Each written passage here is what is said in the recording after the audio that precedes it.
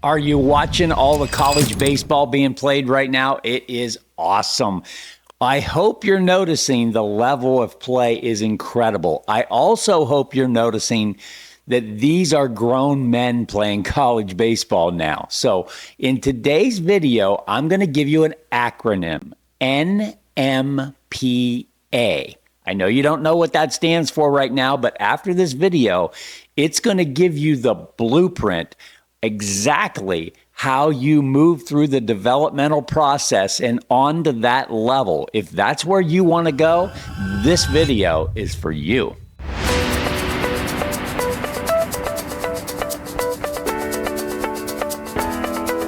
And now the most trusted name in all of youth sports, here's Coach Mark. All right, this is going to be a hard-hitting video. I'm not going to pull any punches. The reality of it is it's harder to get on that field with UNC and Florida State and Texas A&M and Ole Miss and Vanderbilt and LSU. You see what I'm saying? Like if I ask kids where they want to play, that's where they tell me. No disrespect whatsoever to the D3 schools where there's great baseball being played, D2 schools. But when I ask kids where they want to play, those are the schools. Why wouldn't they? They're on TV. It's the most glamorous. Here's what most people forget. There is a path to get there. There are things that you need to be doing to get there. And unfortunately, for a lot of people, they're not doing them. So in today's video, I'm going to give you an acronym for what I call the 4 pillars of success. These are the 4 huge categories, and I'm even going to break them down for you, of what you need to be focused on. And I'm going to tell you as early as 10 or 11 years old. Yeah, I said it. And I'm not going to take it back, because you can be teaching 10-year-olds things that will prepare them for that level. Now, I'm not saying they're getting recruited, and I'm not saying if you teach a 10-year-old all this stuff, they're guaranteed to play at Texas. What I'm saying is there are really important things that you can implement at that age that help prepare them for the level. So hopefully that's clear. Let me sidetrack just a minute, because so many people want to talk about exposure. Oh, if I just get exposure, maybe UNC will like me. Maybe Texas A&M will offer me a scholarship. I've got some bad news for you. If you're not doing what I'm going to talk about in this video, the chances of them liking you and wanting you on their team are very, very small, okay? And the reason is these guys are high-level athletes that have incredible baseball skills, incredible baseball IQ, unbelievable time management, unbelievable dedication and sacrifice and toughness, okay? I'm going to break it all down today, but to get to that level, all of these things need to be in place. If you haven't been focused on them, when UNC comes to watch you play, if they ever do, and I'm just using UNC because they're in the mix. I could be talking about any of these schools. When they come to see you, if you haven't focused on this, they're going to move on. That's the harsh reality. So I'm kind of giving you some of my secret sauce. These are the things that I'm working on with my clients. Today, I'm sharing information with you. You will need to go implement this information for it to be valuable to you. But I'm actually working with my clients in these categories. Okay, enough of the disclaimer and the setup. Let's get started with the first pillar. It is nutrition. That's right, nutrition. I am a firm believer that these young athletes, you know, they can get so much more out of their performance if they just focus on nutrition. Most young athletes are not. They are omitting nutrition. And I don't have a percentage for you, but I can tell you it's a significantly less amount of performance that they're getting by not getting good nutrition. So with all of my clients, we're talking about what they're eating. And let's just break it down a little bit while we're on the subject of nutrition. We want to be talking about calories. We want to talk about macros. And if you're not familiar with that term, that's simply the amount of protein, fat, and carbohydrates that you're getting in your diet. There are percentages of those that really matter. We're also talking about hydration. When you are dehydrated, you cannot perform at your highest level.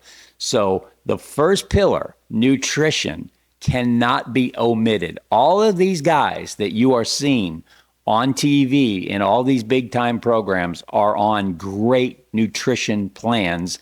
And since I've worked with many kids that played at that level, I can tell you we were doing the same thing that they were doing long before they got there, meaning we started nutrition early in their career.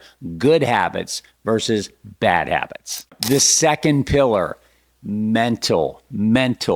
These guys that you're watching on TV are mentally tough. They are mentally prepared. And I want you just to think about a few of the things that are happening in their world that they have to be mentally tough for. First of all, just the pressure. The pressure. I mean, when you're at that level, somebody wants to take your spot. There's nobody that's guaranteed anything at that level. So they feel the pressure constantly of competition. So can you be helping your young athlete learn to compete? Yes, you can. In every single thing he does, including the classroom. You know, these guys are a lot of great students that you're watching because they're just competitors. They compete in everything they do. So they can handle the pressure of competition. How about the pressure of just the fans? Like every one of these kids has had to deal with haters.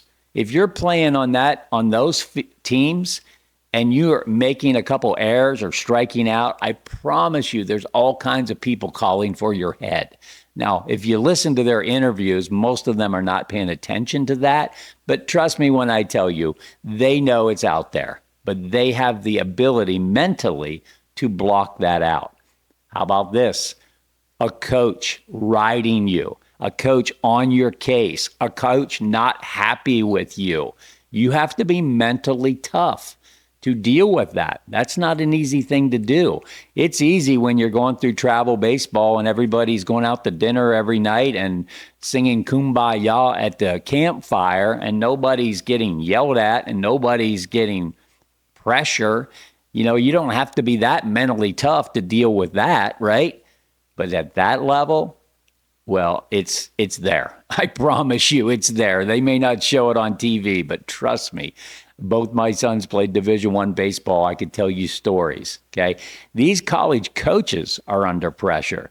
They're paid to win. Some of these guys are making well over $1 million to coach college baseball.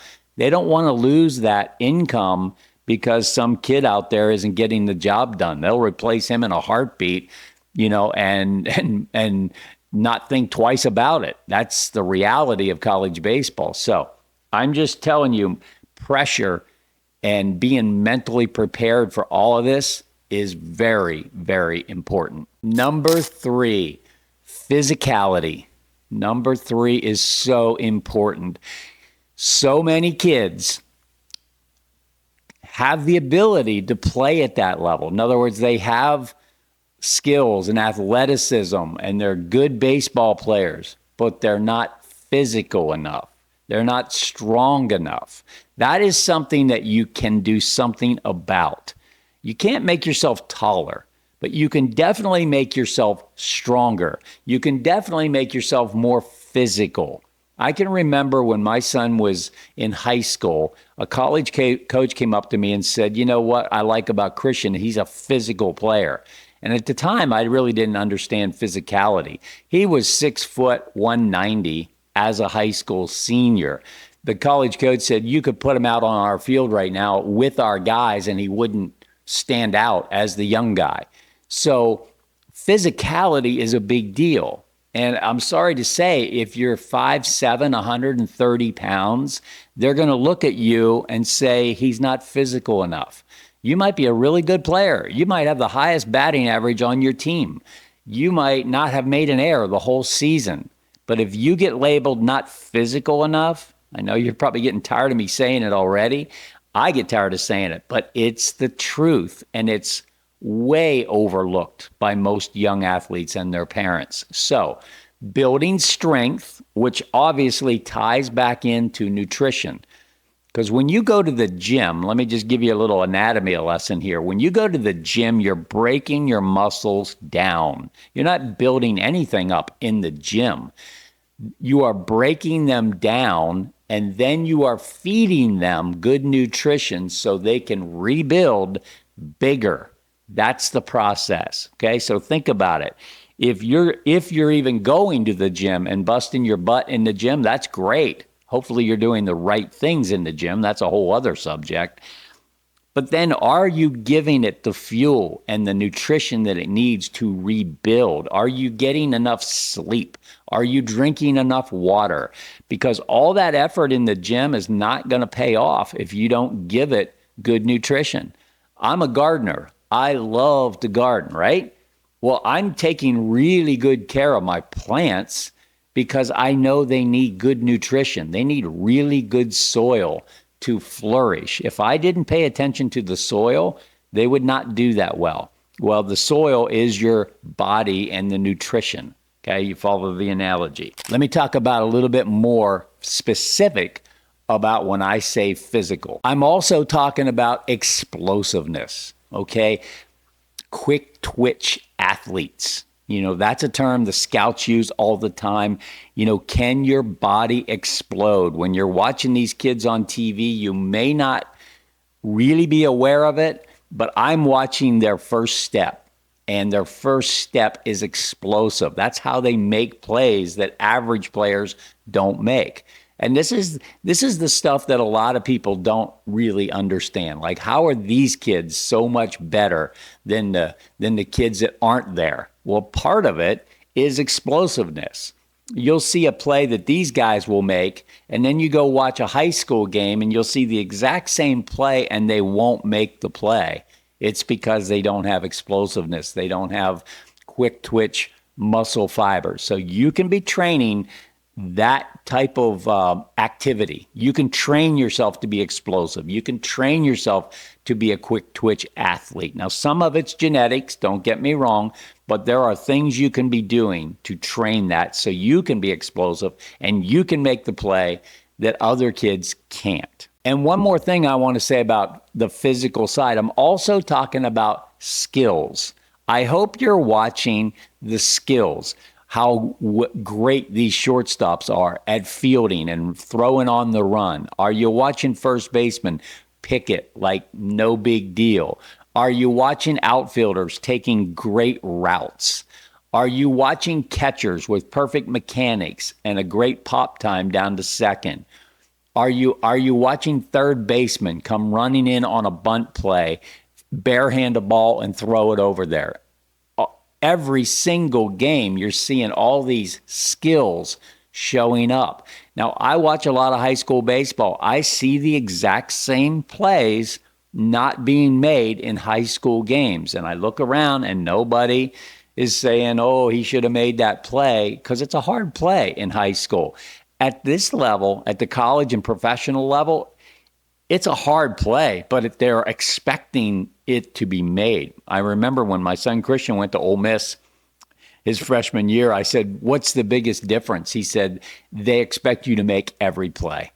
And, in high school, it's not like that. If there's a slow roller and you come in and you try to barehand it and don't make the play, everybody says, hey, nice try, it's okay, that was a tough play.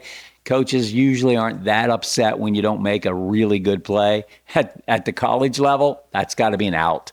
That has to be an out, because if you can't make it, they'll find somebody who can. That's the reality. Our last one, athleticism. Oh my gosh, this is such a huge topic.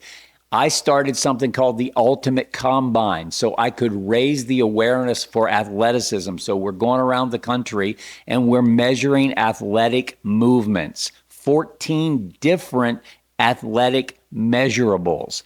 It's going to be so awesome to help people understand this is where you are, this is where you need to be, and this is how you get there. Okay, but I have other videos that explain the Ultimate Combine in much greater detail. But let's just talk about, when I say athleticism, what am I talking about?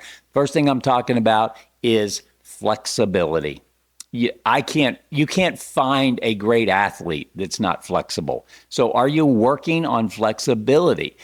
The answer for most kids is no. Next thing we're talking about is balance. Can you do things from a balanced standpoint that the average person can't do? Just do some tests. I promise you, if you're not more balanced and more core strength than the average person, you're not an elite level athlete. So we have lots of things that we're testing on balance. How your body moves, that's another athletic measurable. Like when scouts are watching kids play, they're kind of hoping to see kids gliding, hoping to see smooth movements, not herky-jerky, stiff movements at all. That's not athletic. The best athletes are very smooth and fluid in their movement, and you can train for that. You hear about, NFL players taking dance lessons, ballet lessons. Why do they do that? Because they want to be smooth, okay? So very important. And I talked about quick twitch, but I'm going to mention it one more time. In the athletic world, quick twitch is the holy grail. I got so tired of hearing pro scouts saying, I don't know, I don't see any twitch in him. Okay, that's like a death sentence when Major League Scouts are saying that about a kid. So we have to pay attention to quick twitch. I don't expect you to know a lot about it. If you do, you're way ahead of the curve. But I promise you, these are the things that I'm working on with my clients to help them get ready for that level. Now, I've had a lot of success helping kids get to that level, and it is fun. It is absolutely fun to see them playing on TV, to see them moving on from there to the professional ranks and on into the big leagues. I've experienced all that, and it is so much fun. But let me just say one thing in closing. Everything we're talking about is important regardless of what level you play at. Because if you come out of high school and go to a D3 school, you still need to be all of this. Maybe not at the highest level because that's Division I, right? But a lot of these D3 kids are going and getting better at the D3 level and then making the jump to Division I. I mean, I'm hearing a lot of stories watching these games about, he's a college transfer from a D3 school to UNC. That's awesome. So don't think it's, D1 or bust. It's not. You got to do all this just to get to any level of college baseball. I mean, you know the stats, right? If you're listening to any of my videos, I say it in almost every video. 93% of high school players will not get to play any level of college baseball, any. Okay, so you need to be in the 7%. So these 4 pillars are the key to getting you ready to play college baseball. What are they again? Let's go over the acronym one more time. NMPA, nutrition, mental toughness, physicality, and athleticism. Those are the things you need to be focused on. I hope this video has helped you. And until next time, God bless. Moms, dads, Coach Mark here. Did you know that there was more help available to you? It's true.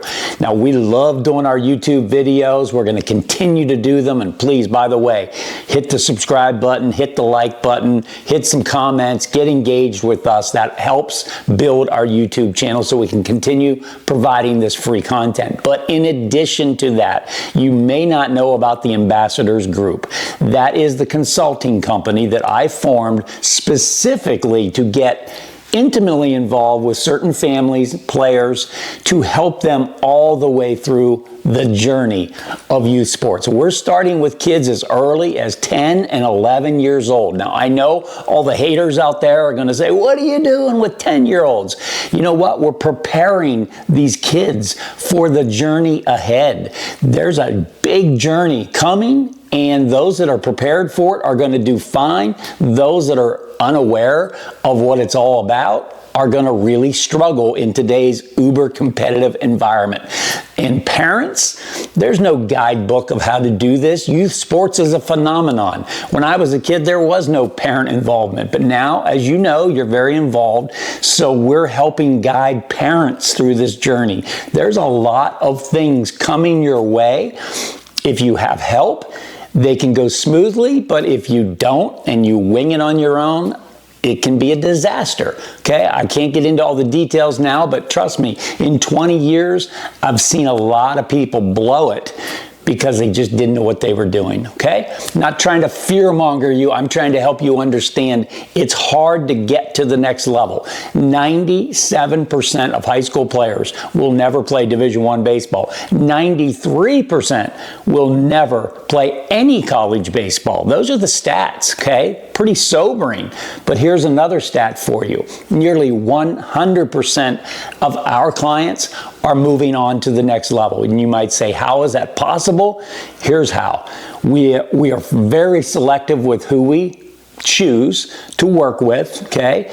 We're also very specific on what needs to happen. We have a game plan. We execute the plan. We make adjustments along the way because there are things that happen that we can't foresee. We're good at making adjustments. And then when the time comes, we have a database full of college coaches that are supporting us. Because think about it, if you're a college coach, wouldn't you love a program that is actually grooming kids with integrity, with commitment, with goal setting, with attitude, with respect, with community outreach, being a great teammate? I mean, I could go on and on of the things that we're doing with our clients to help prepare them for these guys at the next level. So, if that sounds interesting to you, here's what you need to do. Fill out the little form down below. Answer a couple simple questions, and if we think you qualify, we're going to get back in touch with you. We're going to set up a private consultation just for you, and we'll talk about your son. We'll talk about the plan that he could have, and we'll find out if this makes sense that we work together. That's the Ambassadors Group. So I hope to talk to you soon.